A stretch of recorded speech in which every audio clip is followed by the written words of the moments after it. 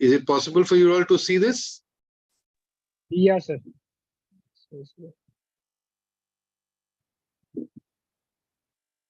So we'll today try to understand the go-to-market strategy. It's called GTM.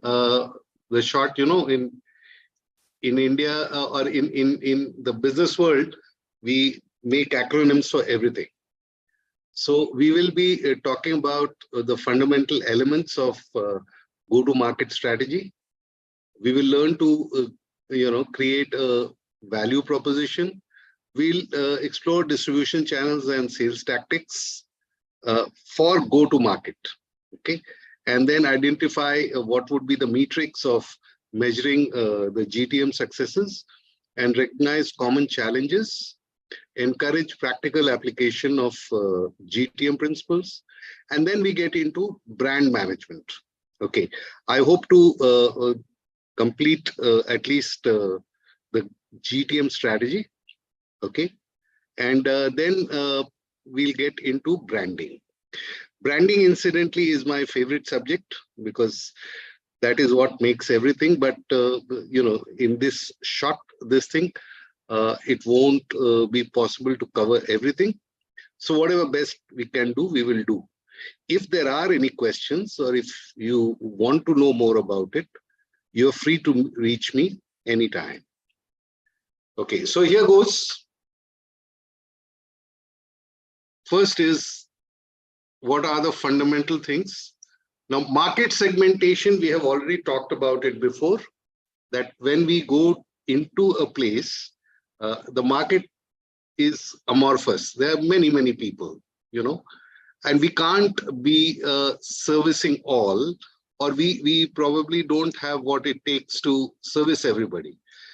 In any case, even in personal life, not everybody is going to like us. Okay, so that's how it is. And if it is like that, just let me, what's wrong with it? Am I visible? There seems to be something wrong. The slide is. Can you see me in some corner? Yes, Yes, sir. sir. Yeah, I'm looking sickly, but then that's how it is. So you segment the market, which means what you try to do is look for people who have similar things, common things between them in terms of, let's say, age, in terms of gender, in terms of income, in terms of likes and dislikes.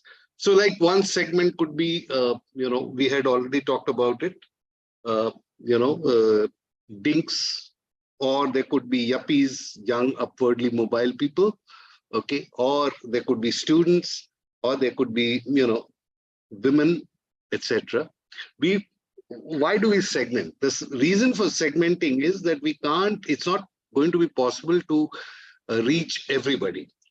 So we segment them with common characteristics, and then we build a kind of an image of what and how would the customer be thinking, what would be his emotional triggers.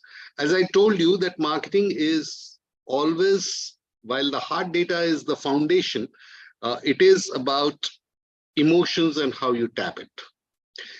For instance, I'll give you, both of you, I'm sure, agree that Taj Mahal is a beautiful, monument. Do you agree, both of you? Yes, sir. Yes. But none of us talk about the foundation. It is the foundation that is keeping Taj Mahal there, but none of us. So hard data, is about that. It is the soft data which makes the thing beautiful. Does that clarify why we go and do segmentation? Yes, sir. Okay. Now, once we have segmented the person and we have formed a customer persona, a consumer persona, okay, then we need to understand what is the thing that he would value in our product. Okay. And that particular thing, so you got to razor focus that. If you say too many things, then his mind is diverted. So you will see that not only, just about every product talks about just one feature, and that is usually an emotional feature. Let's take an example in the fast-moving consumer good, Kurkure. Okay, what is the USP that they are trying to sell? Tedha hai par mera hai. Okay, now the tedha part is fine, but wo mera hai, it's like you can possess it, is the value proposition, because you will get savories or namkeens like that, so many of them. So the value proposition is this is mine. Okay, and therefore you have to clear communicate that, and that's what marketing is all about. Then determine how you're going to meet the customer, or where you're going to meet the customer. Okay, so the customer is a lazy lubber, and he does not really want to move out if he can afford it, and therefore you have to try to see if you can meet him at his doorsteps. So much so that even the neighborhood kirana store would offer a free home delivery. Okay, just to make sure that you don't even get out, and he catches you even as you try to get out. So all companies try to distribute their products in a manner that it is conveniently available to the customers. Then what would be your market tactics? The tactics, as I told you, it's like your fingers. These are tactical fingers. So how would you try to capture the customer? A strategy might be a long-term thing. It will take its own time, but tactics is something which must produce immediate results. So sales and marketing, what would be our tactics? How would we try to reach him? Is it tactical to have a free kind of checkup for him, or some free trial for him, or should we have just run a campaign of, let's say, hoardings?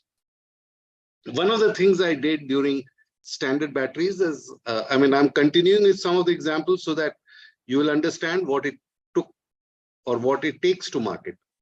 So I realized, like I told you, that it was the Andheri RTO in Mumbai that was important to me.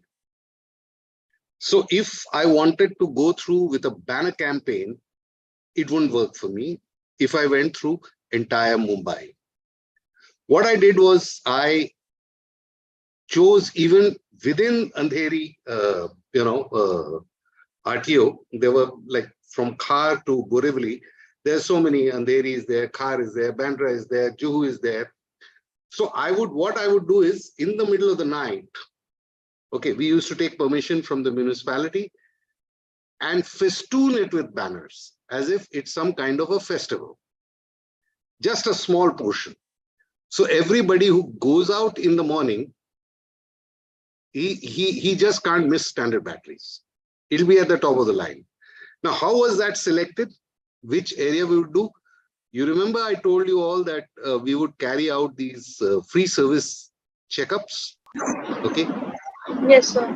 So wherever we found that this is the month where a good number of customers would be taking, we would festoon that area for, let's say, about a week, and then move to the next area, and then move to the next area. And then we would use the newspaper inserts to say that we are campaigning here, and you can even get your battery there, or if you want it home delivered or office delivered, we can do it. Okay, so that is a tactical thing. That isn't a strategy. The strategy was how I would reach out into their mind and position my product. Okay, positioning, you understand what is positioning? We will come to it later, but just for here, positioning is trying to make a place in the mind of a customer. All of us associate everybody or everything with something.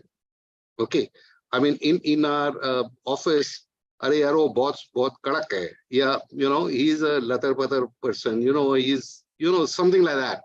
So we always try to imagine and form images of people. Okay, now that is a strategic thing. What is the kind of image that you want people to know? So strategy is, I mean, again, if you do marketing strategy, I mean, I'm sure you must be doing strategy somewhere. So what is a vision? Sarmishta, since I can see your name here.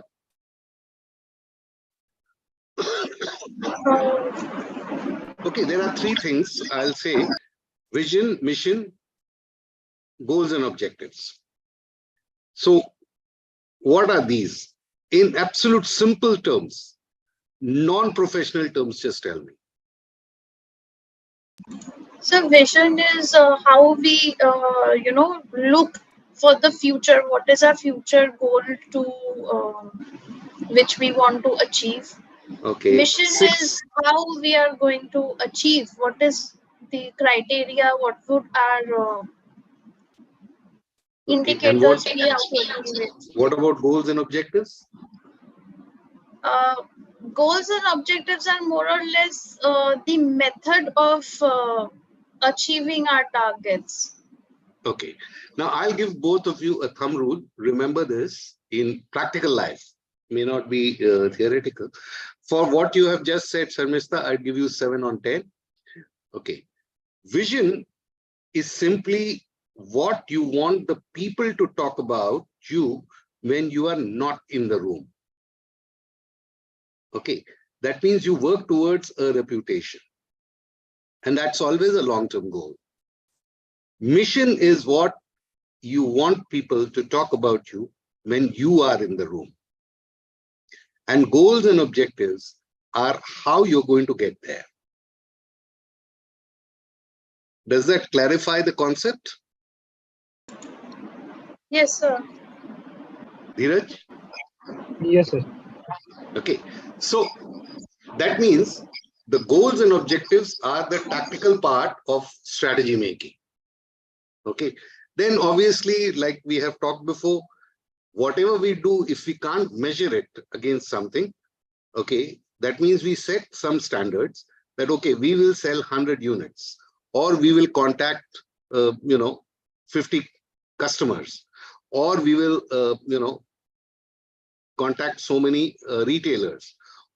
These are all tactical things that to be able to achieve that 100 units, these are the things that we have to do. So those are the measurements and the analytics. And then once we have done that, and if it's not happening, then we naturally need to change our course, isn't it? So that is adaptation and trying to optimize things. So that these are the elements of a go-to-market strategy, right? Clear? Yes, sir. Yes, sir. Okay. So distribution, again, I don't know what's happening here. Distribution channel is, again, we have to decide how to reach the customer. Do we want to reach the customer directly, which means they place an order on us and we do, or we want to reach through a channel? Okay, our channel partners could be wholesalers, dealers, retailers, etc. Or we want to reach them through every possible thing. Okay, so let's say a high value thing is usually sold direct to the customer, which means company might even have its own store. And what, in marketing terms, what would it be because of? Let's say a Sir, luxury product. High value at the stake and a long-term association. Okay, good. 6 on 10. Sarmista?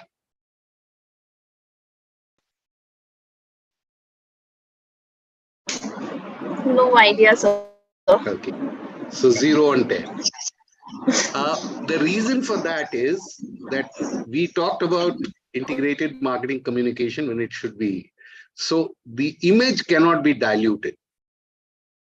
Okay, if it's high value product, then everything must be spick and span, because what you're doing is maybe taking a 100 rupee thing and charging 500 bucks.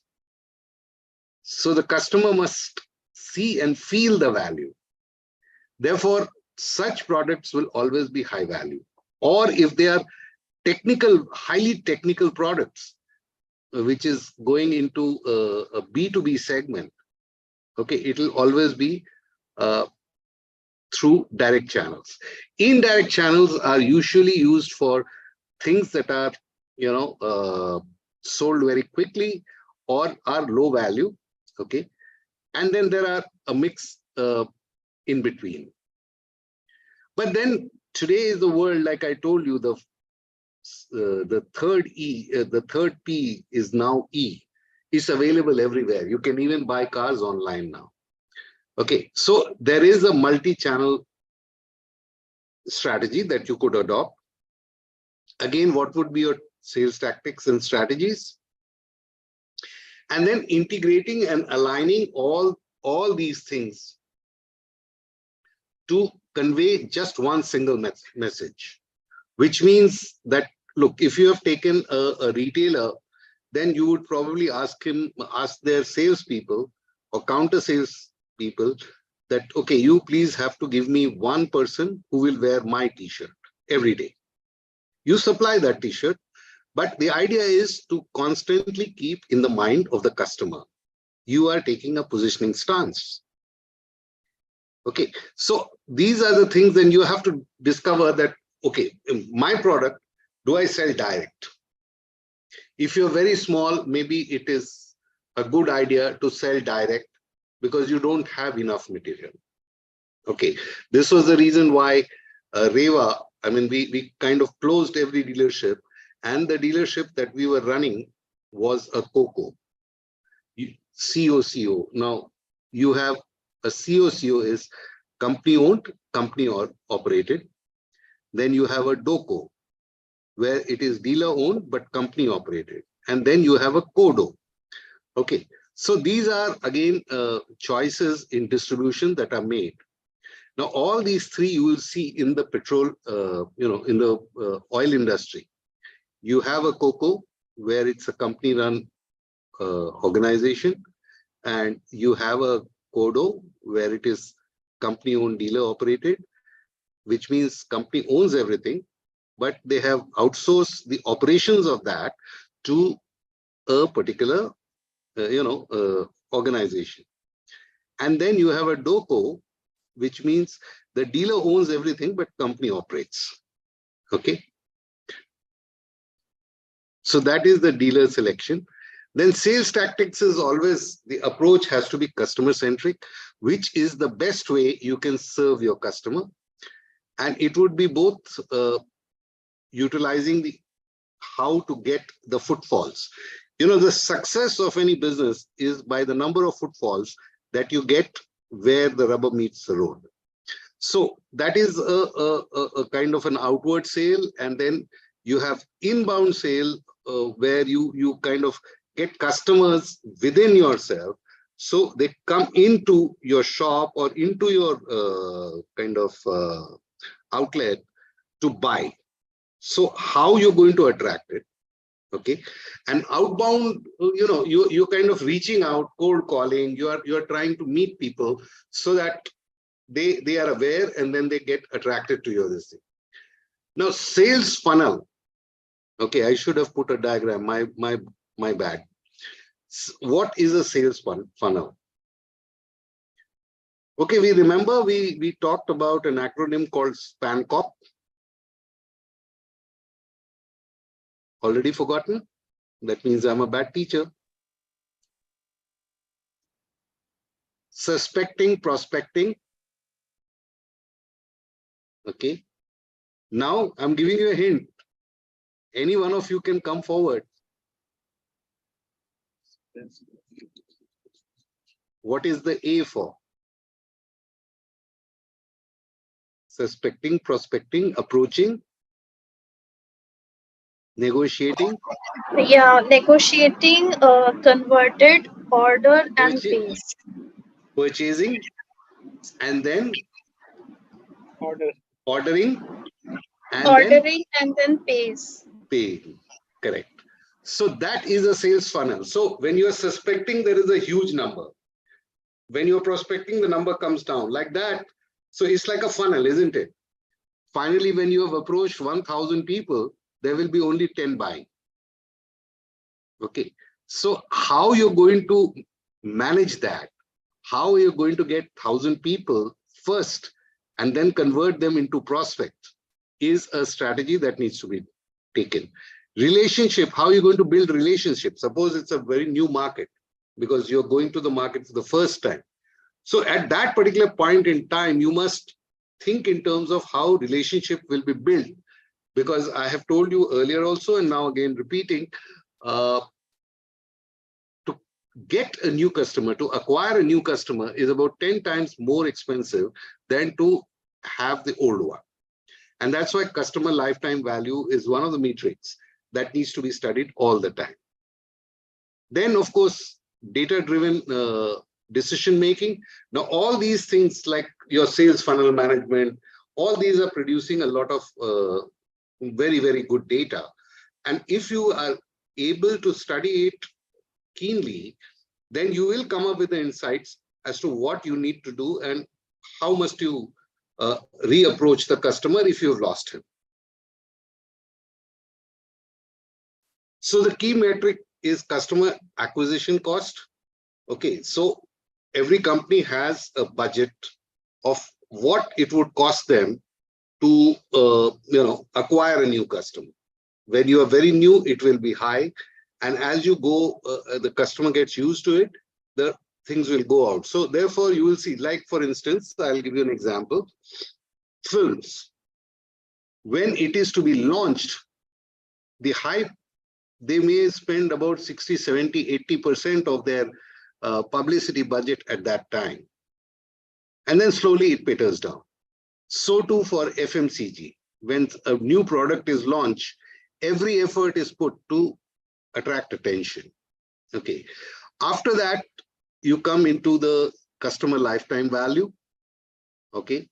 Take his age, take his earning, and if you got him habituated, then you say that okay, averagely he will live for another 40 years, and the frequency of purchase is this. So that is his value as a customer, and you are able to, and that's why many companies try to approach the younger crowd first.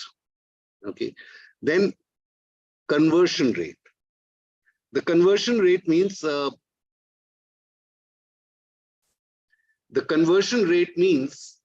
simply how you are able to kind of ensnare or attract customers from others. And also it means that if whatever you are doing, how many customers are getting converted to you. So you have approached thousands to customers and only 10 are converted. That means your customer conversion rate is only 1%. Okay. So the effort that you put in and you are converting at 1%, which will be at the beginning. And then you have to look at it. Okay, what strategic or tactical changes you must make to increase this rate? That instead of 1%, there are 5% or 10% or whatever. Churn rate is the customers who came, bought from you, and then they churned away, like you churn something, and they went away somewhere else. They tried your product, their experience was not very good. Now that is again a cause of worry for sales and distribution manager. Then net promoter score is actually a measure of customer, what should I say? The customer preference. How much does he want to remain loyal to you? Or the other one is customer satisfaction index. Okay. So customer satisfaction index is not as reliable as net promoter score. Okay. Unfortunately, there isn't time enough for me to explain this to you, how this is done, but it is now a very, very important matrix. My recommendation to you is please try to read up this. If you're trying to be in marketing, and particularly in sales, then NPS is a very, very important criteria. Then what are the challenges that we face? First, competition is not going to keep quiet when you're going to enter, because you are going to snatch away a lot of their market. So if it is a very crowded, which is what we see in the FMCG market, okay, it's already very crowded. There are so many n number of namkeens that you have in the market, n number of toothpaste you have in the market. And now even if you have the best product, you have to shout above all others to be heard. Okay, so that complicates things, and that's a challenge. How would you shout, or what would you say that will attract the customer to you is a big challenge. Then the big challenge is that when you have entered the market, how fast can you expand your operation? Because if you're going to be just one counter, then the growth is stunted. Then are you adaptable to the changing circumstances in the market? Let's say a particular market at one time economically was poor, but some changes have happened. Maybe government has started some project and now money is flowing. So maybe at the beginning, what you were selling were basic products. Can you value add to retain your market share? Because they would always want a value add. All of us, when we didn't have money, we traveled, let's say in the second class. But now our salary, our income levels are steady and it's high. We would like to travel in AC. Okay, so something like that. Then a sales manager cannot say that, look, I must have this much, otherwise I won't. Because as I told you, one of the primary responsibility of the salesperson is not meeting his targets, but looking after so many number of families that actually earn their daily bread in the whole organization. Sales and marketing are the only two, or rather only department which actually is a revenue earner. The rest are spenders. So obviously at that time when you are trying to, you can't be asking for AK-47 when .22 can do the job. So this is again becomes a constraint, because if you can flood the market with so many other things and there are no resource constraints, maybe you can touch your target. But that is not how it works. Because then even if you are selling, you are actually producing a loss to the company. And eventually the company will have no choice but to close down. Then aligning, it is the job of the sales and distribution manager to align with, let's say, the factory, R&D, even HR, and even operations, so that they are able to, be focused. They can focus the rest of the department on how well to serve the customer. So that becomes an issue because, in practical life, sometimes it becomes an ego issue for people. Okay. So now here is the practical application of GTM. Imagine you are launching a new technical product, a smartphone, in the competitive market. So what would be the GTM strategy? Highlight the importance of market segmentation. You will do that. You will identify your target audience, craft a compelling, obviously you draw a customer persona, and then you will tailor a value proposition to such customers. Okay, that kind of customers. You will again determine how best you can reach them, whether it will be through stores. Now, here I'll give you the example of a phone company, or rather phone brand called OnePlus. Have you heard the name of this phone? Yes, sir. Yes, sir. Okay. Now, initially, when OnePlus came, you couldn't buy it off the counters anywhere. Okay. And if you wanted to buy, you could only buy it out of an invitation from them that so and so has referred you. And if you are interested, this is a price. What were they trying to do? What was the tactics in this?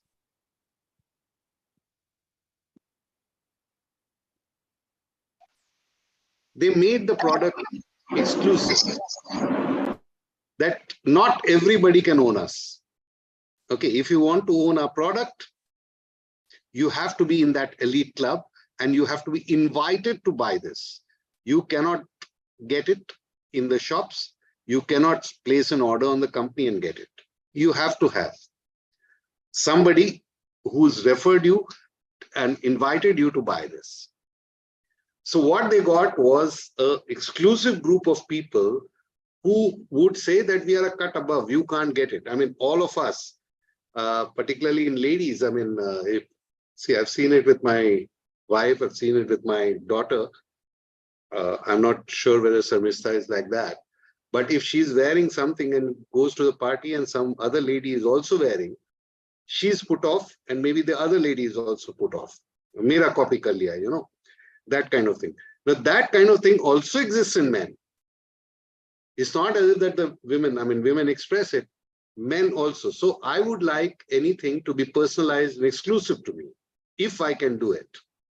And therefore, personalization was the tactics that they adopted. And after having spread and got a good, I mean, the customers having a good experience and a fantastic feedback, now OnePlus is available, and the dealers or the distribution partners started thinking that, okay, this is a high selling product. Customers were already convinced about the price, and therefore there was no haggling. You see that as a strategy and the tactical move? Yes, sir. Yes, sir. So, and then of course, they were measuring what was happening. That's what they would do. And because they were measuring and because they were seeing the success, they continued for some time until the market was fully seeded. And then they let free and started saying that, okay, now you can buy OnePlus if you want. Ab usme what really happened? I could not buy OnePlus at that time, but it became an aspirational product for me, and I would say, "Acha, ab mil raha hai na, so I can buy it." Hum apne sapne pure kar lete. You understand? So price, when you are trying to translate your dreams into reality, then price doesn't make any difference. The value that you associate with it makes all the difference. So that was that case. Can you think of any other product which did something like this?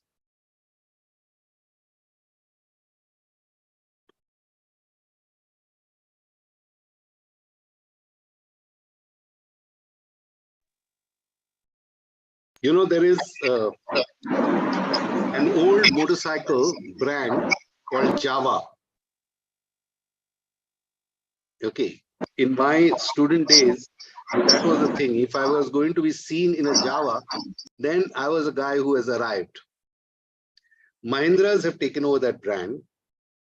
Have you ever seen their advertisement? What they did was they went to old people who were retaining their old Javas, and they became the evangelists. That look, I mean, ठीक है वो bullet ले लो आप, hero Honda ले लो, वो class नहीं है आप में. And very quickly they were able to capture the market, and they are selling almost at par with some of the biggies in the two-wheeler world. So again, these are the strategic or tactical sales and marketing techniques. Okay. And they were always measuring. I mean, if they were using some influencers of these kind who were evangelizing them, then they were also studying what was happening, and it is working for them. So the amount of resource that they needed to spend in promotion, they did not. Have you heard of a bike which closed down in India called Harley Davidson? Yes, sir. Yes, so Okay. Now, Harley Davidson is probably the most preferred bike. It's the gold standard for those who are two-wheeler lovers. Okay. In India, we use it as personalized transport, but most of the world uses it for adventure and for, fun and games. Now, Harley Davidson for a long time did not even change their designs. They were not even doing that. They kept to the old, to the point that it became an antique kind of a thing which attracted. But if you were a bike lover, you would prefer that. It's something like those who like driving do not prefer automatic vehicles. They say, wo dam nahi hai yaar, wo gear change karne ka maza kuch aur hai. So again, I mean, these are definitely, decidedly, in terms of benefit, an automatic car is better. Definitely, we don't need that kind of sound as Harley Davidson would make or Java would make. But then, emotions ka kya karenge? You understand? So again, coming down to that, when we are applying a GTM strategy, we are all the time looking also at the emotional value that we can deliver. Here is another scene. Consider a software company looking to expand in international market. What would they do? They would first obviously go to the market that they want to approach, understand what is the market size, who are the players there, what is their strengths and weakness against what is ours, and then how could we kind of compete there. After that, they would decide. Now, if let's say you are in India and you don't know too much about any country, let's say Kenya, it would not be very wise for you to go directly. It might be wiser to leverage a goodwill of some local distributor or local person who's trusted and piggyback on him to sell.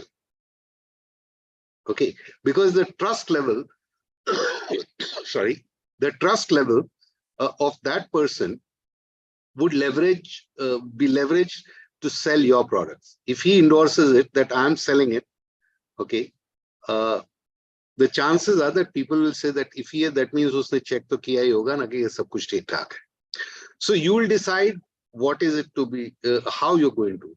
Similarly, if you're very small and you can't, then the e-com channels, Amazon, Flipkart, Myntra, all these kind of things which are globally present, eBay, you could try and tie up with them. Of course, you will have to part with some of your margins, but then it is lesser cost than what you would have to do if you do it yourself. So you have to determine how big you want to be and how soon you want to reach there will determine the distribution channel. Then sales and marketing tactics, whether you would localize things there in their language, etc., etc., whether your campaigns would be in there or it will be in English, or it will be like if somebody were to come to India, should it be in English? Should it be in Hindi? Should it be in Tamil or wherever? So again, when it is different languages, the translations are not exact. And sometimes, there are bloopers, something that you want to say in one language can mean something else in another language. Now, for example, in northern India, Punjab, a kudi means a girl. Am I right? Yes, sir. yes, sir. What does it mean? What does it mean in Bengal? It's May. That's May. That's for the girl. But if I say kudi taka, what do I mean? 20 rupees. Yeah. So if you were going to come and say you can have this kudi in Punjab, have this for kudi, it'll have a different meaning. It is something. So the language, if it is multi-language, then you have to consider how you're going to communicate the message, the central message that you want to give. So all that is part of the sales and marketing tactics. And obviously they will have to set KPIs to measure. And why, I mean, again and again, I keep on saying that measurement is important. Why do you think it is important? So Any of you? to evaluate the performance, and if we don't measure, then how we can improve on that numbers and figures? Exactly. So you need to see whether you are going on the right course or not. If you're not evaluating, if you're not measuring, then you have no idea whether you're doing well or you're doing badly, and what is it that you're doing well and what is it that you're doing badly. Okay. So the KPIs, or that's why they are called key performance indicators. They indicate that you are doing this well. So profit can be a KPI that, well, the cost of acquiring a customer, let's say in Delhi, is a lot lesser than cost of acquiring somebody in Chennai. Okay. So if you have the resource, no problem. But if you don't, then what should you do? Obviously, you would say, okay, we'll go to Chennai much later when we are stronger. But right now, let us get more customers in Delhi. Something that I did, as I told you, that I folded up, I even brought in my sales team. The entire sales team, I did not sack them, but I said only cover just the Andheri RTO, that region. The idea was to get maximum out of it first.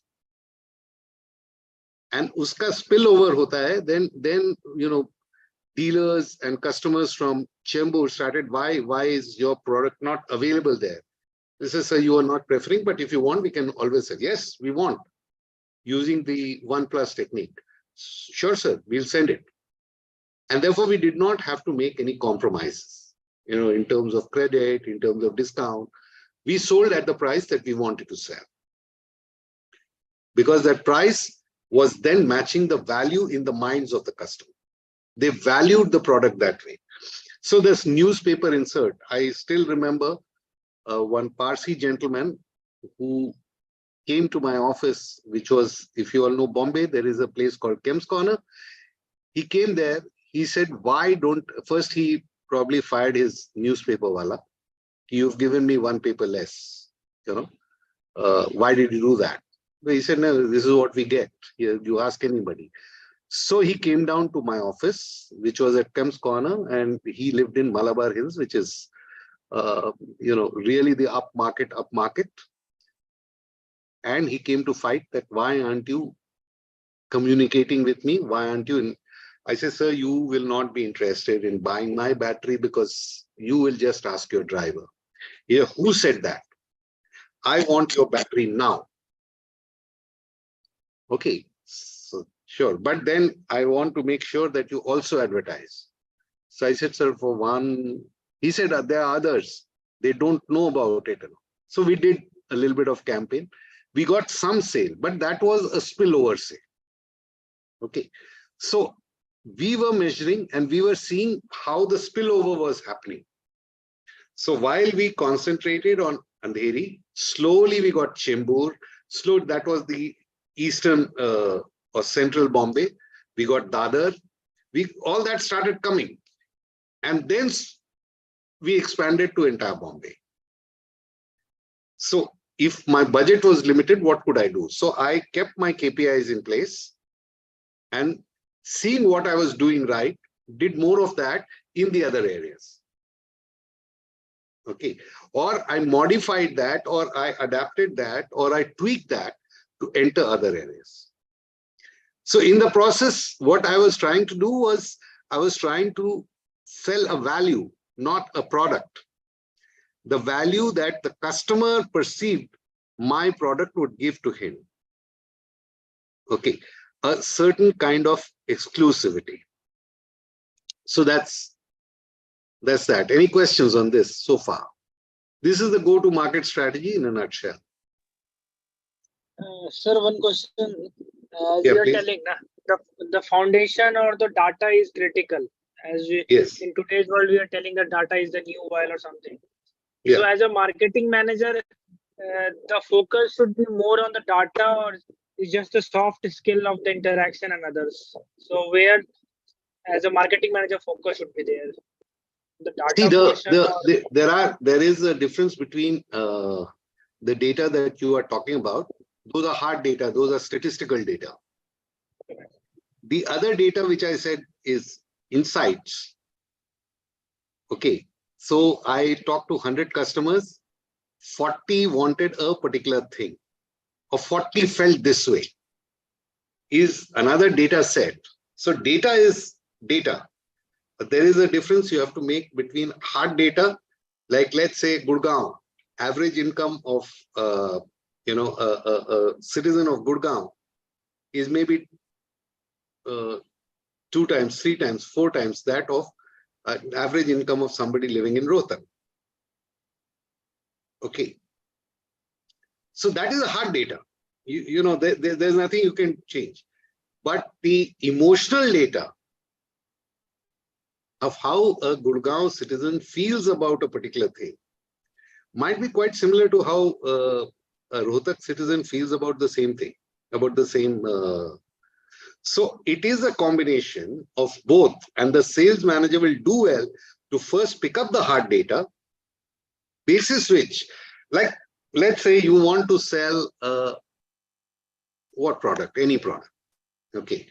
So you want to sell toothpaste, and you want to sell it in the premium segment. Okay. So what you have to study, I mean, manufacturer of toothpaste, or let's take, you want to sell a laptop. Okay. And you want to sell it against an iPad.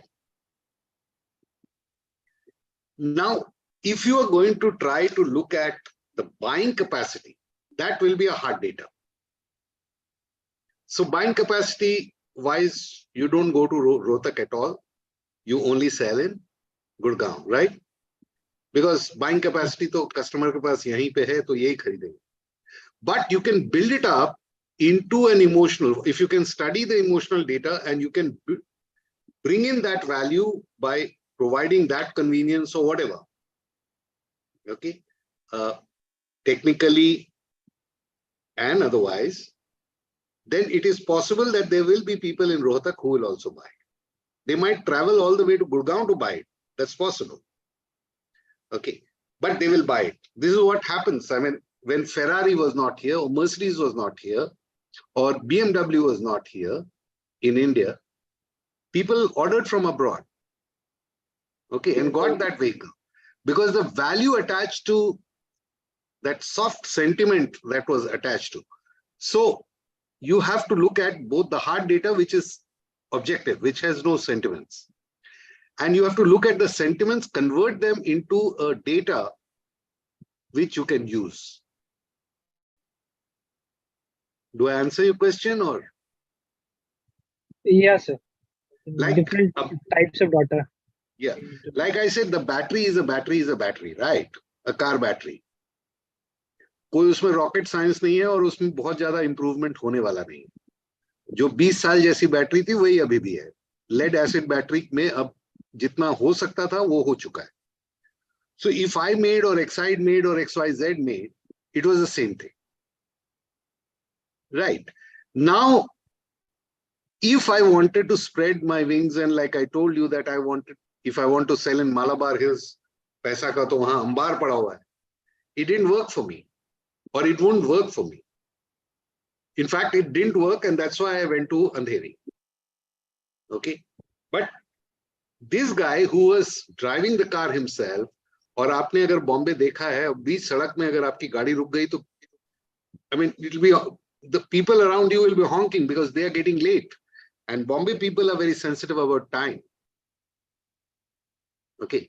They will honk like mad and they will give you all the bad words that they know, choicest of them. And the Bombay weather is humid like in Chennai. So if you have to push the car on one side also to give them way, it's a pain. So there the value was seen differently from what the value could have been seen in, let's say, Malabar Hills or by the taxi drivers. You understand? So that is the soft data. So once I spoke to customers, typically you speak to, like I spoke to maybe about 1,000 customers in each of these areas, each of the RTO. And I realized that the pain point that I can serve the best, and if you can pick up, I'm sure it will be available on YouTube. Our line was how to kill a Maruti, how to kill a Honda, how to kill a this. Okay. Idea was to not look, if you don't have my battery, your battery dies in the middle of the road, what will happen to you? Okay. If you told Mukesh Ambani ki battery fail ho jayegi, driver hai na, he'll take care of it here. I'll just get a cab or I'll have a backup car which will take me. Okay. If you tell the taxi wala, he'll say ki yaar main agar usse acha main apne ghar mein I'll have buy some nice food for my children. So hum dhakka de lenge. See the value changing in the three categories. So that is a soft data. That is the soft data which the marketing must constantly pick up. Any other question? No, sir. Sharmista? No, sir. So now get into what is a brand. How did this branding originate? Have any idea? Okay, so the word brand itself came from, they were in US, they were very, very big farmers. Okay. Kisi ke paas, they had a cattle strength of 5,000, 6,000 like that. And there were these cowboys who were supposed to look after these. So, सुबह चारा चरने 5,000, 6,000 गायें जाती थी और शाम को उनको लाया जाता था, तो वो मिक्स हो जाती. Now cowboys started fighting with each other, sometimes even killing each other, to say that this is my cow, because it was healthier looking or whatever. So all the farmers realized that, okay, this is going to be tough. Okay, so they said, okay, my farm will brand every cow. So they will mark every cow. The brand has, from there, the word branding. Then people started using it even on human beings. So when there was slavery, they would brand people with their symbol or whatever. And prisoners were branded to identify. So brand is basically an identity. Now that is exactly the concept which has been brought into the world of business, okay, to reflect an identity. Okay, now that means now the brand is become like a human being, a living thing. It has to have an image, it has to have a characteristic, and therefore, like I told you, when we draw out a customer persona, we have to draw out a parallel brand persona. Just like, again, coming back to in India, when there is arranged marriage, वो कुंडली मिलाते हैं, टीपन मिलाते हैं, क्या बोलते हैं आप लोग? Horoscope. Okay, and there are these 36 guns. वो मिल गया तो शादी ideal है, right? उसी तरह से, once you have made a customer or consumer persona, and your brand persona is made in accordance, and when they can meet, that means you are addressing the target customer or the target segments, WIIFM squarely. If you're doing that, the chances of your getting ahead of competition is much more. So the more fine-tuned you are to do that, and therefore you will, if you go to, both of you, I'm sure, have gone to McDonald's. Yes, sir. I'll just Yes, sir. yeah, I'll just shut off the camera. I'm having some network issue here. So in McDonald's, when you enter McDonald's, what do you see? You see a joker. Yeah. What purpose does he serve? What purpose does he serve? You're going there to eat. He Okay. symbolizes the brand of McDonald's. That of course, but what is that symbol? You are entering a happy place. Yeah. Okay. Now the brand value that they were communicating when they did their market research, they realized that when you are hungry, you can't wait. Okay. When you are hungry, you can get irritated. So they must be able to serve up in 2 minutes, 5 minutes, or something like that. In fact, that was what was picked up by which was this company, Domino's. Tararararari, pizza is free. If you don't get in 20 minutes, the pizza is free.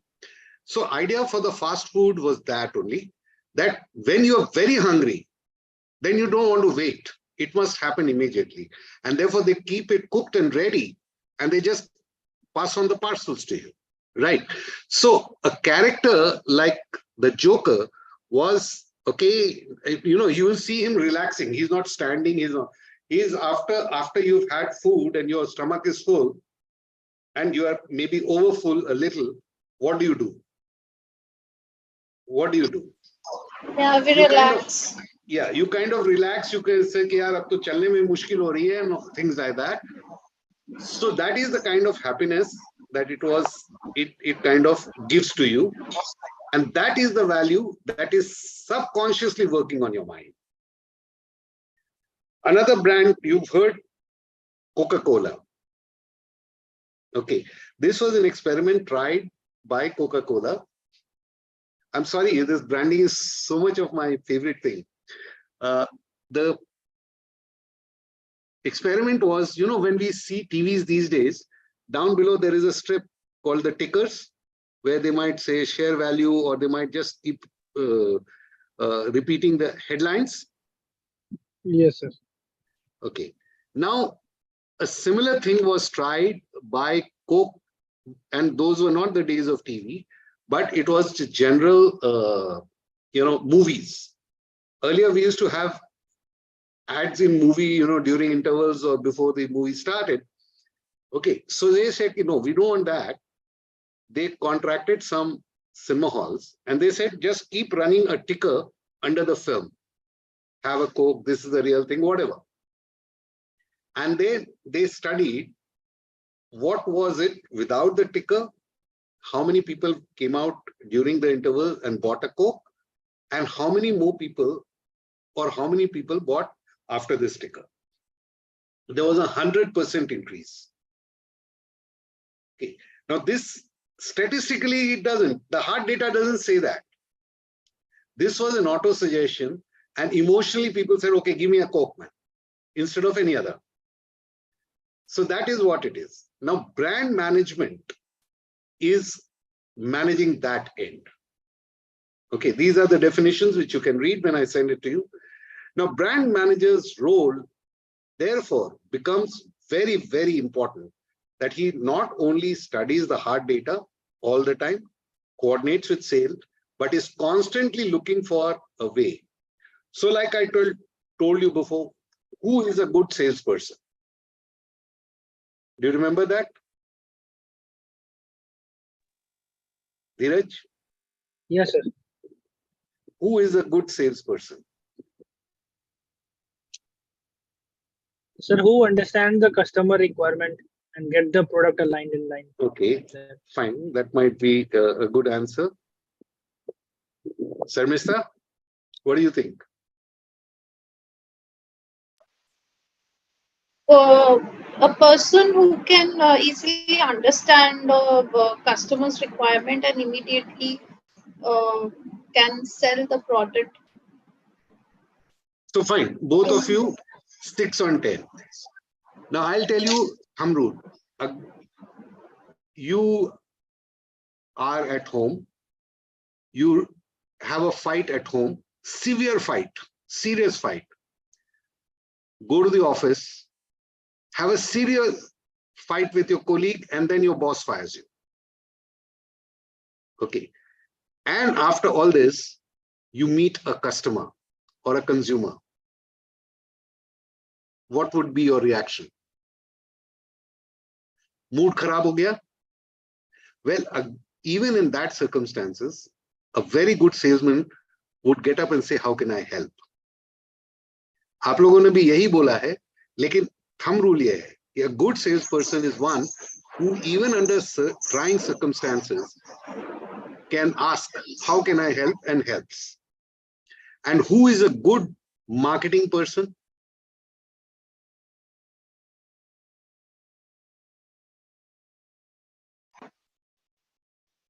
Both of you? Can efficiently sell a product. Dheeraj, 2 on 10. Sir, Sir, a person who understands the product well and can get the emotional data also from the people. Yeah, okay. So I'll give you a thumb rule. A good marketing person is one who, going through the same phase as I described for the salesman, poor salesman, and can stand up and say, how can I make you happy? Okay. Happiness does not always have to be fun and games and jokes. We all know that if there are some sad songs, we remember them. Okay. So a good marketing person or a brand manager would find ways to resonate with you. Resonance आप लोग समझते हैं, हम लोगों ने 10th 12th में पढ़ा था ना sound में. Do you remember the resonating folk? Sir, frequency matching. Correct. So that is what a good marketing person or good brand manager is. So what is a brand? First, it is a distinct identity. Mr. Dheeraj Kumar is a brand unto himself. He's single one piece. There will be no other person like him. His behavior, the way he wears his clothes, the kind of money he earns, the way he spends will be typical to him. And that creates an image of Dheeraj in the minds of his friends, families, those who like him, those who don't like him. So brand is like a virtual human being. Okay, it'll have signals, signs, it'll have a name, it'll have a way it'll dress, it'll have. So think of a brand as an individual. Okay, and how he reacts to the circumstances. How will he behave? Like last time I told you that, if in a movie we have to portray a Panditji, or if we have to portray a lawyer, or if you have to portray a professor like me, you would probably have, things. How will he dress? How will he, that will be absolutely typical so that he gets accepted, that role gets accepted. I mean, how would a professor look when he enters a class with putty jeans? It won't, but it is a in thing, it is a fashion. Right, but when we want to portray a thing, or let's say when we want to portray a priest, a Christian priest, we will definitely, but you can see priests who are wearing t-shirts and trousers. But when portraying in the film or in the in a play, we make him wear that particular cassock that he wears. Now, it is again one of the things, and this is what Dheeraj is the soft data. We all have a perception. Now, what is a perception? Perception simply is by our upbringing, by the circumstances in which we are, we develop a particular mindset. And we measure everything against, compare everything against that. Okay, knowing and unknowingly. Everything that we do are how we perceive it. So oftentimes the truth may not be accepted because of a perception. So a brand manager is handling perception of his target audience. And that is why, and that is an emotional thing. A perception is an emotional thing. I might react, like we said, that we like a particular color, it gives me a good feel. Why? I can't explain. Somewhere as I grew up, now my favorite color is red and black. Why I like it, I don't know. But somewhere as I grew up, there must have been something positive. This, I'll need to go to a psychologist who will then get into my childhood or something like that and be able to. So I will find anything which is red or which is black very attractive to me. Dheeraj may have a separate set of colors. Okay, he'll perceive something because somewhere, some place in his lifetime, he could associate. So perception is associating yourself with some mindsets that you have already built. Now, marketing manager or sales managers are not supposed to be, gurus,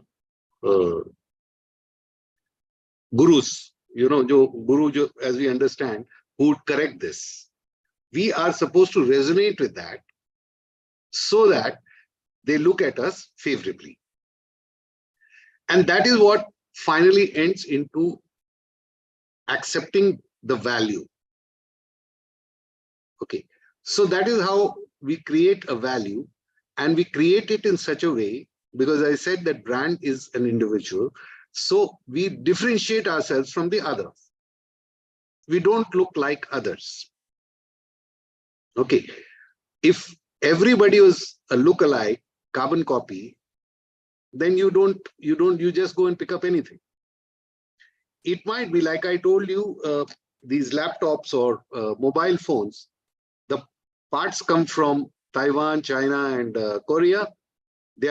All are made in an automatic machine. So machines do exactly what they do in, let's say, a Samsung factory, as they do in an Oppo factory, or as they do in an iPhone factory. Okay, the parts are the same. Then why is there a difference in values? And why is it that we are still going for something like an iPhone or something like a OnePlus? We may justify it in Chinese, but in any case, we know that everything is coming from China.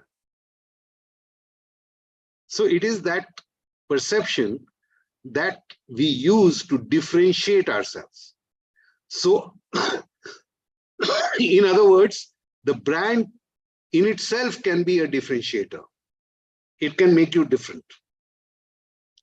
You remember that famous Maggi sauce ad? It's different. Yes, You all must have been much younger. Yeah, but what was they trying to say? It's different. I mean, there are sauces and there are sauces, but we are different. Okay, so that piques the curiosity of the customer, and then if his experience is right, he goes and buys it again. Right? So what is the significance? First is it helps differentiate. It makes you different from others and therefore recognizable. If the experience is good, then the trust in you grows, or your brand. If you take that brand to be a human being, then if the experience with him is good, then people will like to befriend him, and therefore they become loyal to him. That is the ultimate. Branding, the ultimate is to get people, your consumers and customers, loyal to you to the point that they fight for you. That's your ultimate vision. What they talk to you when you are not there. That is when they become the fourth E, the evangelists. Then it helps you take a higher price. If you have established the trust and the value, then for the same product, just as an example, an iPhone can claim much higher price than many other phones. It also helps in expanding the market. Let's say if there is a product, the brand is established and the brand has a particular way of behaving, the aspirational value of that product that particular brand goes up. And therefore, when they enter another market, it gets, the chances are very good that it gets, that same emotion gets transferred. Now, a good brand, like I told you, that if you have a McDonald's burger here in Gurgaon and then go to Pune and have it there, and then you go to Chennai and have it there, it'll taste the same. The branding issue is that even if it is almost served the same way, almost means 99% it is the same way. It is served in an environment which is exactly the same.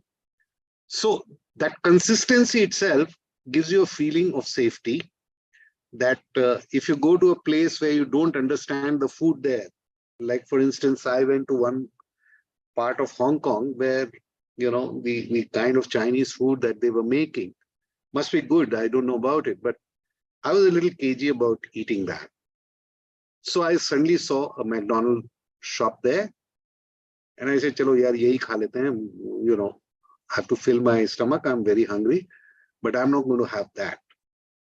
Because I had experienced McDonald's and I was sure that I will get exactly the same kind of thing,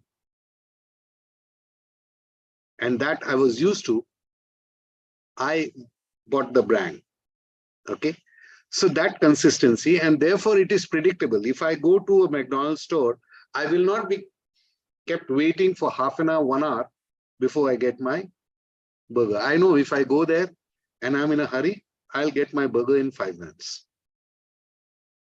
Okay, so that's what is the significance of branding. Once you have established it, there are certain characters, there are certain behavior that is established.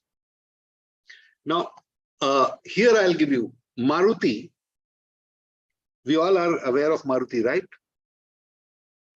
Yes, sir. Now, Maruti has not been successful in the luxury car segment. Their Baleno had come out earlier as a big, huge car, failed. Okay, any big thing that they came out with. Now, our image of Maruti is a people's car, a small car. Okay, so anything big that they do doesn't match up to our perception.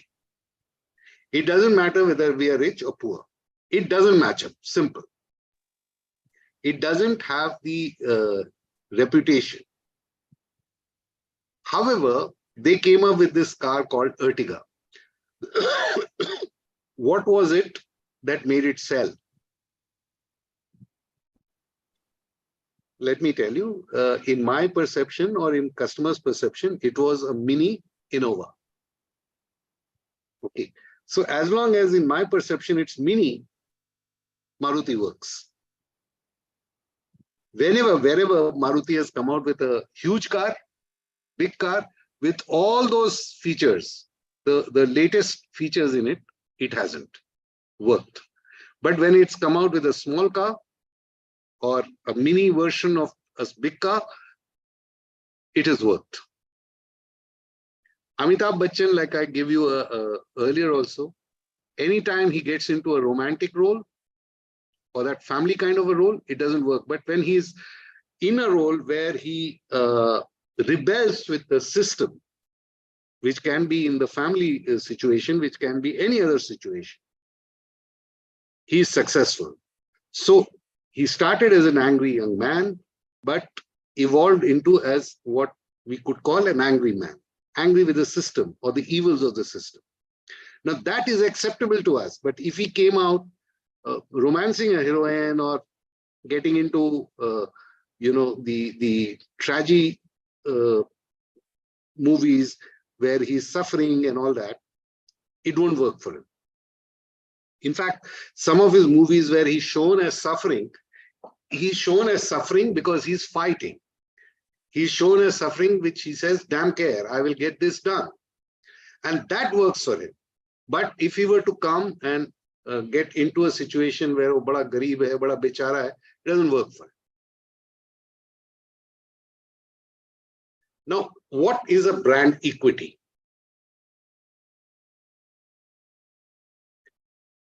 Brand equity is the equity. I mean, you know the equity market, shares. Yes. So if there are, let's say, very simple ways I'm trying to tell you, there are, let's say, 5 competitors in the market. Each one has a market share. Ideally, all should have 20% each to make up 100%, but it doesn't work that way. So somebody would have 40%, somebody would have 10%, somebody would have 30%, and that's how 100% is made. Now, this is a function of the value that the customer or the consumer is willing to assign to that particular brand. So the equity in the market is a measure of how popular or how much is that product loved in the market.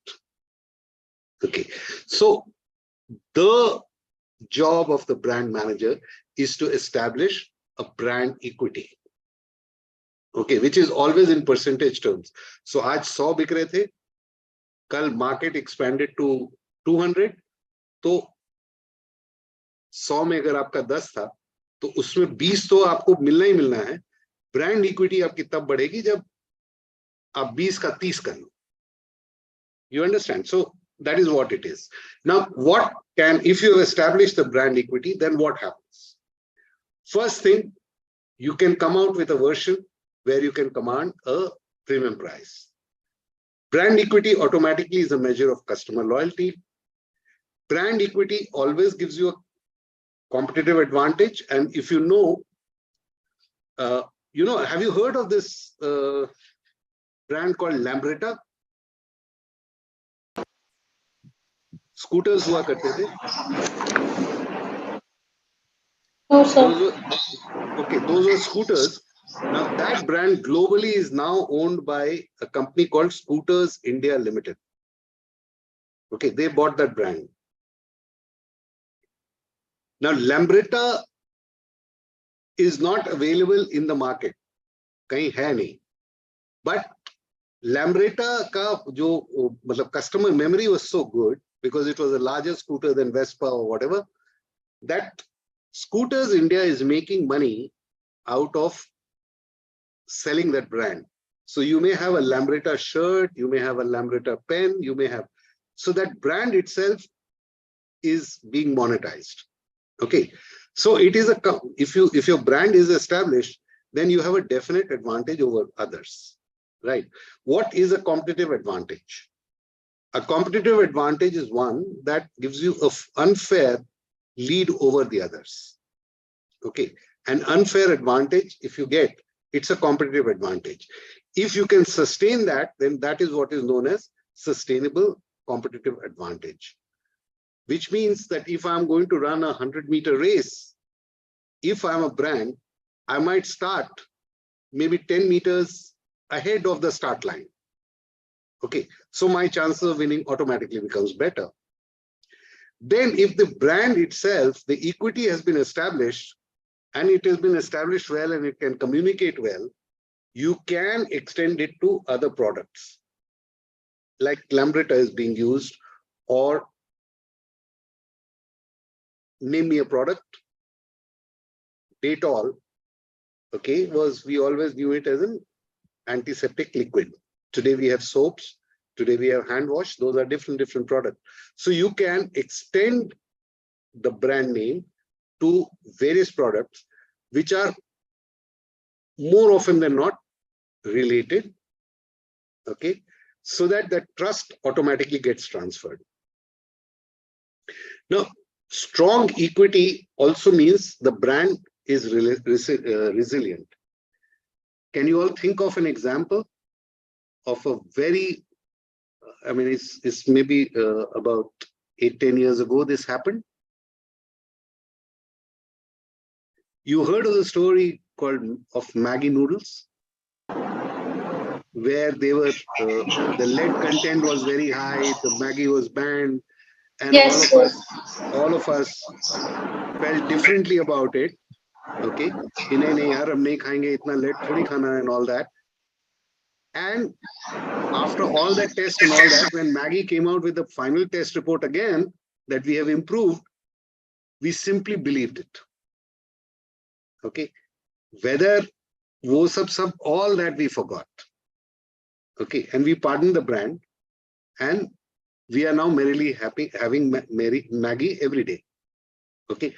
In the meantime, so many others, ITC came out with Yippee, Baba Ramdev came out with his noodles, but the brand leader still is Maggie. Okay. So it was a resilient brand. It stayed with us. It won our trust, and we were willing to forgive it because we felt it was an accident.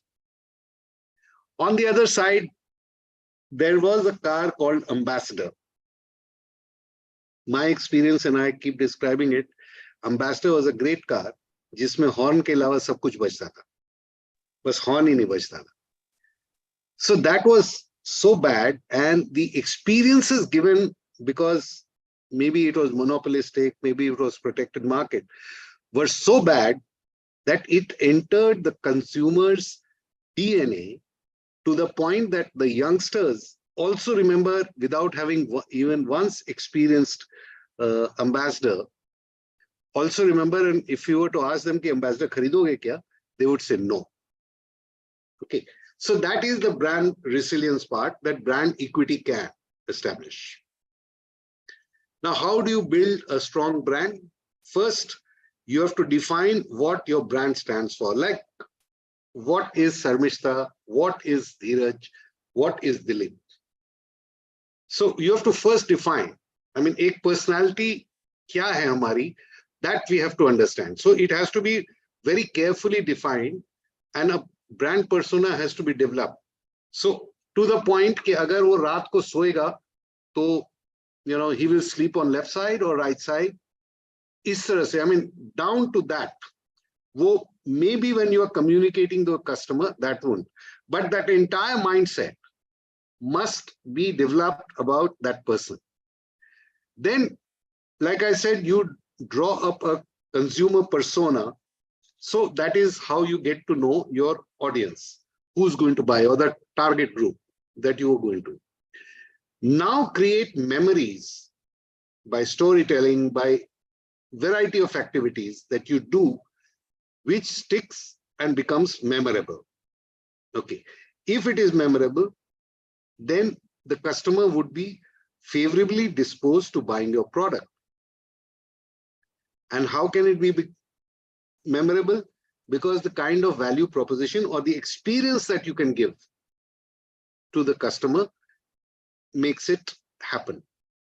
And then obviously, once you have established a personality, okay, and it has found favor in the minds of the customer, then stick to it.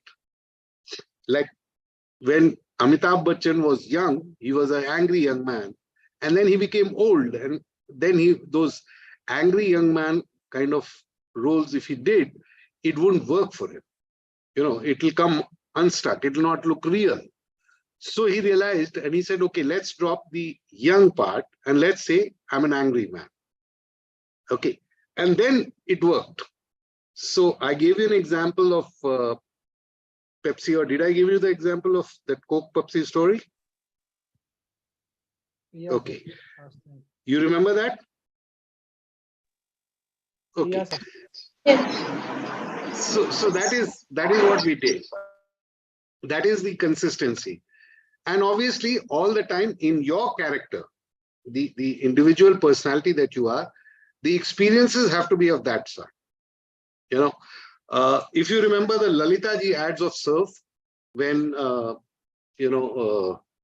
this detergent, Nirma was capturing their market, the Lalita ji ad was a very arrogant ad.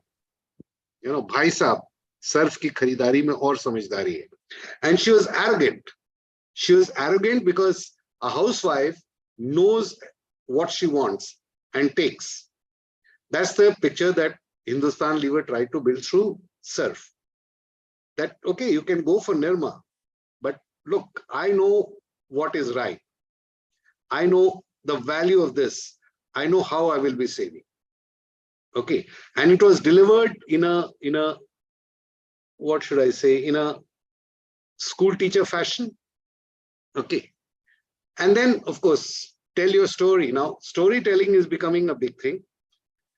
Both of us, all of us know that when we were very young kids, we were told stories from Ramayana, we were told stories from Mahabharata, we were told stories from Panchatantra, which shaped our perception.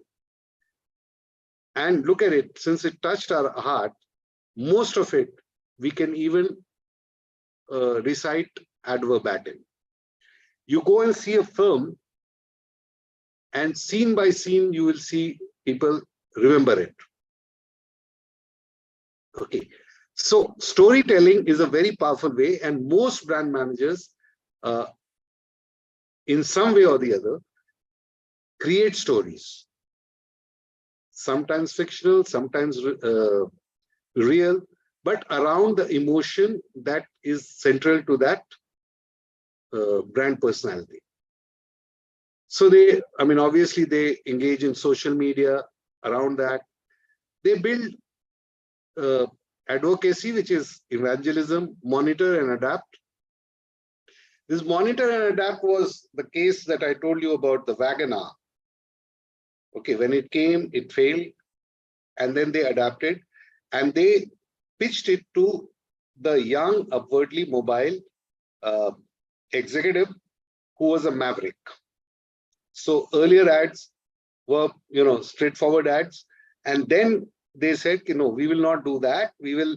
So there was this young executive who would go out in his car, and he had 6 Doberman running with him, and that's about all they showed. They did not talk about ki engine ye hai to falana ye. They didn't do that. And today in the Maruti stable, that is the fastest selling car. It still is, though they have modified and made it bigger and all that, but it is Wagoner. So that is monitoring what is not working. And it was, again, I mean, the hard data said that they wanted a tall boy car, which is what they made. But then when it came out, the perception was we were used to a more sedate kind of looking cars, and this was looking like a dabba. Ye to 3-wheeler bana diya hai. Until this happened, and now nobody talks about that.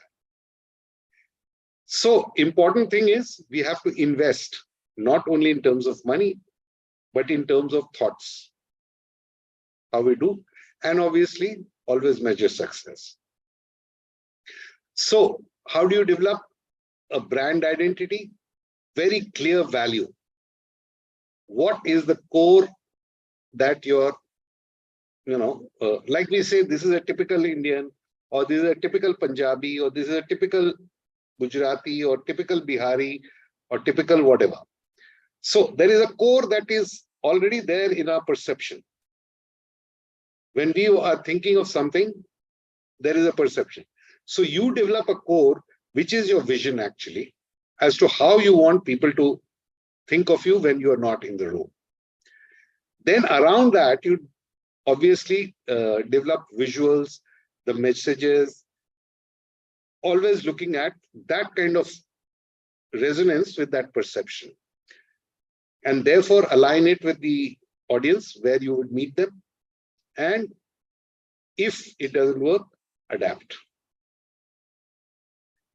So branding, brand positioning, as I told you, is basically creating a place in the mind and the heart of the customer. If I ask you, which is the toothpaste? Name a toothpaste. Dheeraj. Colgate. Okay. Sharmista? Sensodyne. Okay. All right. So again, this is your WIFM. Okay. Now, this is a niche. What Sensodyne stands for and what Colgate stands for. Okay. It is nowhere, I mean, nowhere in the hard data. So Sensodyne means Sharmista wants to eat ice cream and she doesn't want to have a toothache. Whereas Dheeraj feels Colgate, it keeps my mouth fresh. Okay, whatever. Now, what are these two toothpaste? I mean, basically maybe 1 or 2 ingredients are different, but basic toothpaste is really the same. So they are differentiating basis a perception. And that is reflected in the number of tubes that they are able to sell. So that is the next. If you have centered around people who have sensitive tooth or want to be careful, then what do? You use a doctor and say, look, I have told my customers this, and they are reporting that nothing happens. It touches you because last time when I ate ice cream, my tooth really hurt. So I don't want that. I want to enjoy the ice cream. So I'll remember next time it is going to be Sensodyne. Whereas a customer like Dheeraj would say, what the hell, I can eat ice cream, but I want my mouth smelling fresh, because when I go in the public spaces, people should, like me, etc., etc. And that kind of messaging is done. That now messaging is not done by just writing ads or showing a TV commercial. The messaging is done by non-verbal means as well, which means sometimes brands have colors and their salespeople would wear that. The way the salespeople approach, the customers, you will notice that if you go to a 5-star hotel, okay, generally when you have to enter, you have to put your bags in that X-ray machine. The guy will say, "Namaskar, sir." He greets you. Most of us don't notice, but that's a training. That's the way that the hotel is trying to communicate that we are welcoming you. Now, whatever I give you in the red is the substance of what I want to tell. This you can read. Then brand positioning is consistent across touch point. Now, what does this mean? That means if I put a hoarding where I'm saying, let's say about a toothpaste, I say mouth freshener. And then when I go to the TV, then I say strong teeth. And when I advertise in the newspaper, I talk about teeth whitener. Now the customer does not connect this. He said, which one do I want to buy, man? Do I want to buy a strong teeth? Do I want to buy a teeth whitener? Do I want to buy a fresh, or like if Sensodyne kind of thing is there, do I want to buy a toothpaste which takes care of my toothache? So that is when, if the parent brand Colgate is so good, then they come out with sub-brands and try and attack different segments, or try and approach, I would say that's a better word, approach different segment with that kind of communication. But at first, Colgate established a name for itself for a plain vanilla toothpaste that it had. Market saturation is there when we talked about Red Sea and Blue Sea. So when there is a market saturation, you need to shine by some kind of a contrast, by doing something different. Okay, adaptation to trends. BlackBerry is one example. It was known as a smartphone, and that was the value statement, but the conveniences was not conveyed as it should have been, or Nokia the same thing. Okay, crisis management. This is the nightmare for all the brand managers, where if they have positioned a product and something untoward happened or unexpected happens, managing that becomes, like in the case of Maggie, it happened, and then for about 6 months, they were communicating with market. There one way, one was that denied in any report galat hai, the other one was accepting and saying, okay, we made a mistake. So the moment they said we made a mistake and we'll make all the correction, okay, acceptance of truth worked for them, and it usually does. Okay, then obviously global expansion, once you have established a personality, then you find markets where this personality can work. Brand erosion is a thing where, if you expand it in such a way, put it on products which are bad. One example of that is Nano. Tata Nano, you remember? Yes, sir. So, The reason was not that it was a poor man's car and car is a personal this thing, because it was never positioned against any car. It was positioned against two-wheelers. It was to upgrade the two-wheeler walas. What really went wrong was a trust element where they said it's a 1 lakh rupe ki car, and actually when you went to the showroom to buy, he said ki haan, ye to 1 lakh aap is car ka de rahe hain, transport ka itna dijiye, iska itna dijiye, and it finally became paune 2 lakh.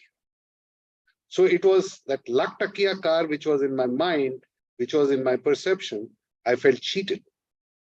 Now, so bad was the effect of that it started affecting other Tata products. Because Tata's main position, when they put their logo, that Tata logo somewhere, it means we can blindly trust it. That's how we have grown up. That's our perception. Even if they are making bad product, this thing is that if it is Tata, it will be trustworthy. Okay. So bad was it that it started affecting, and Tata quickly realized it and they cut short the production. Completely closed the production.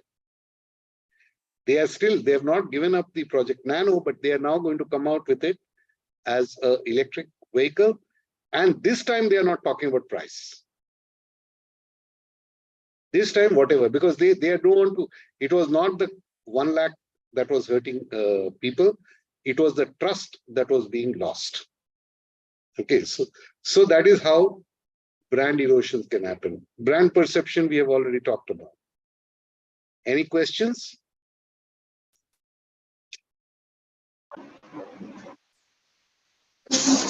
so one thing we know that about this CCD, right? That lady completely worked wonders for the brand.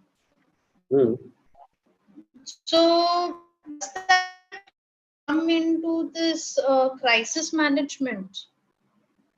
So brand managers are also crisis managers, Sharmista, but in her case, it was not really marketing. Okay. It was they were over leveraged. That's a different strategy. They were over leveraged in their funding. Okay, they expanded too fast, and well, the investors did believe. I mean, the angel and venture capitalists did believe that it is worth that, and that is exactly what this lady did. CCD was worth what the angel and the venture capitalists thought it was, accepting that there is something known as a burn rate. A burn rate is how fast you're burning your capital when you are a startup. So the burn rate was so high when, what is his name? Siddharth something was his name, no? Who committed suicide. The burn rate was so high that it became unmanageable. This is exactly what is happening to Byju's. The burn rate is very high. The concept is still not bad. Okay, the world over, they are saying that everything is going to go digital and online learning, etc., etc. But they went too fast without looking at this particular performance matrix called the burn rate. Okay. As against that, you look at what Physics Wala is doing. His burn rate is minimal, and now he's as established a player as Byju's, if not more. Okay. Look at Jaro. These people are now doing, because they control their, and this is the job of the sales and the marketing team as well. There used to be a serial called Wagli Ki Duniya on the TV. I don't know, you can get it on YouTube or someplace. Watch that serial. It's only six serials, but it's a whole gamut of marketing is covered there. And one of the serials was that Wagle joins in as the new sales and marketing manager, and the old one has been, pushed on the side. And they are trying to sell detergent powder. And this guy says, for every detergent powder, we must give a transistor radio. So detergent powder was costing 200, and the transistor radio was also costing 200. But still the sales were not moving. So he said, this is what I was saying. We should not give only the transistor radio of this size. Itna bada packet ke saath, we have to give as big a radio as possible. So the owner said, boss, you can leave. I am happy with the old marketing. So the burn rate part and branding is all about managing costs as well, while maintaining a very powerful emotional connect. So she turned around because there was value there, which the investors saw. And that is why they let them be. Otherwise, after he died, the first thing that the investors do is ask for their money. Okay, and she was able to handle that very well. No doubts about it. Any other? Any other question? Sir, regarding perception, sir, how as a manager, marketing manager or something, if a person or a generation has grown with some perception for a thing, suppose a toothpaste, now you as a brand manager, you need to change that perception. So how to be done? And yes, so this is what I was saying. One of the things that happens to us, all of us, that whatever we have, we usually outgrow it. We want ye dil mange more. You understand? So like you are fond of Colgate, and Colgate has been there for donkey's years, so to say. Now, if Colgate was not going to be alive to meeting a person like you, saying कि ये आप हमारा use करते हैं, इसमें extra क्या हो सकता है? And then if you said that, boss,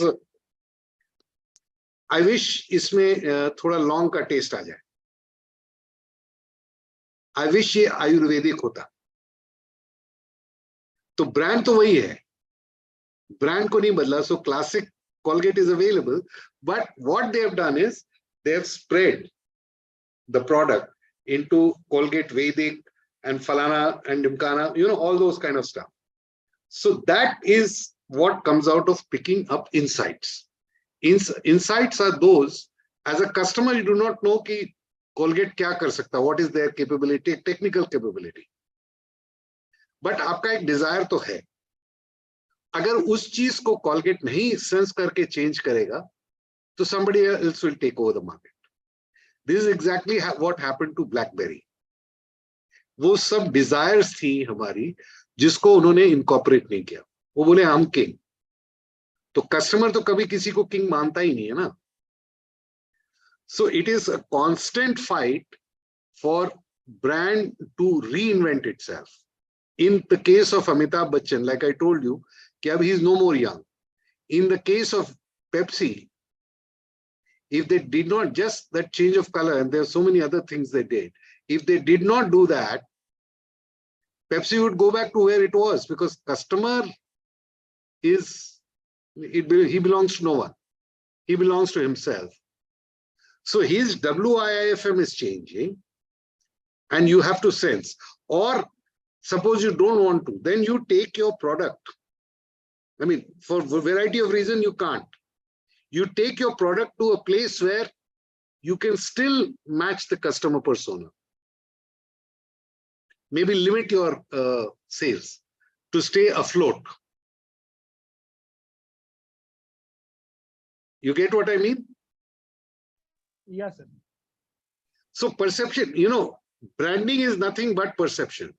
You create an aura around your product to a point that it becomes credible, first for purchasing, and then the experience remains the same. That is branding. same coffee that you drink in a normal, kya bolte aap log usko, tapri. Okay, same, everything might be the same, is for maybe 20-30 rupees. Same thing, you go to a 5-star hotel, is $500. And you don't crib. Perception. What has 5-star hotel done? They've made an ambience so good. The guy who approaches you. This guy will come, एक छोकरा होएगा, वो आपको उसमें cup में उंगली डाल करके आपको दे रहा है. You're drinking it. Okay. The same thing will not be done in a 5-star hotel. So what has the 5-star hotel done? By creating that aura, they have changed your perception. They studied, okay, this coffee costs us 15 rupees to make. We want to sell it at this kind of a margin. So how can they do it? It's the same product. So they must have gone back into the marketplace to check out how would the customer react, or what is that extra that the customer needs, and if we can we provide it. You understand? That is why I said the hard data will give you reason to enter the market. But the soft data, this perception, this insight, will make you stay in the market. Okay. Just second. मेरी class चल रही है, 15 minute और के बाद बात करते हैं. So you understand? Yes, sir. Abhi, if I may just ask, what is the product that your company is selling?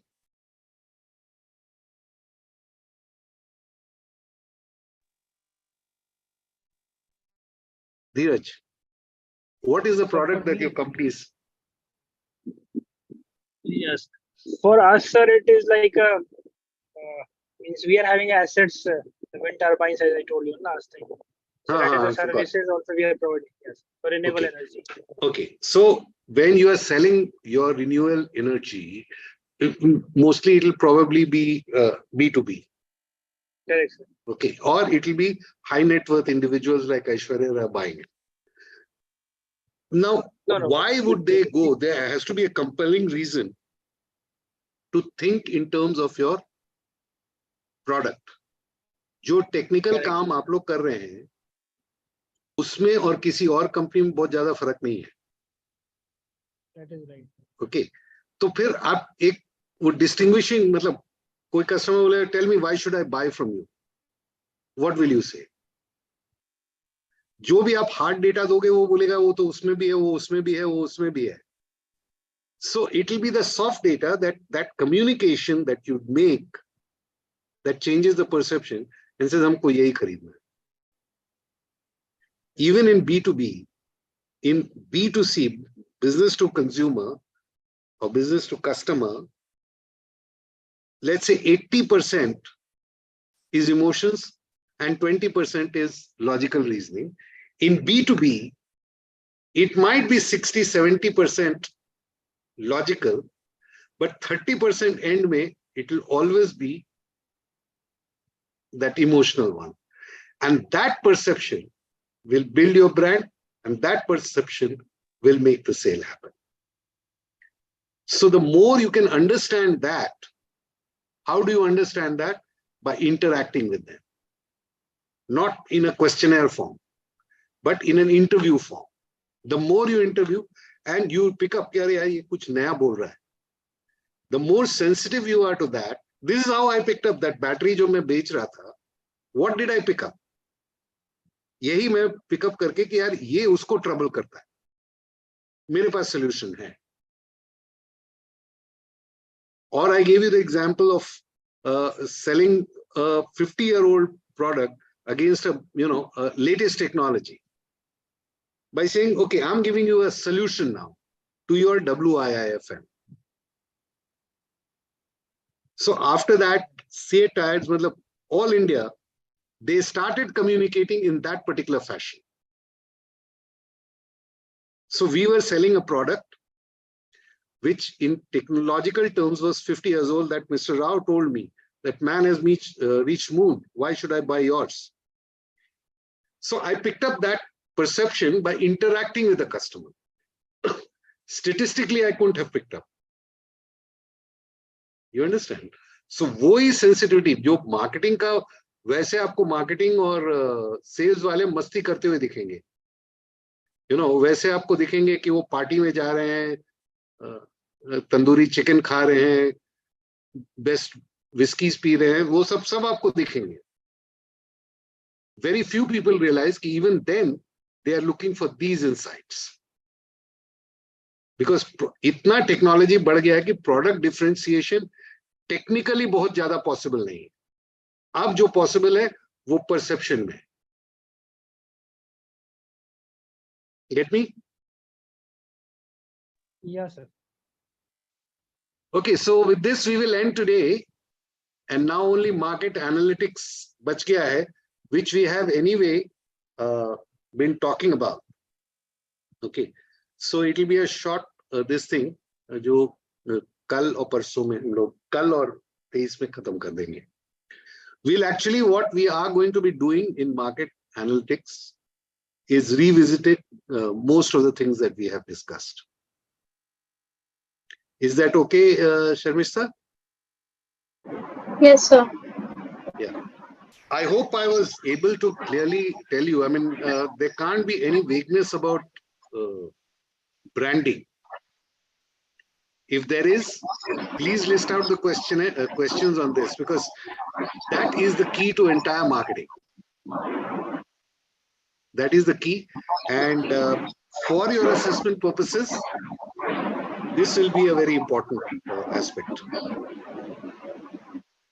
Okay?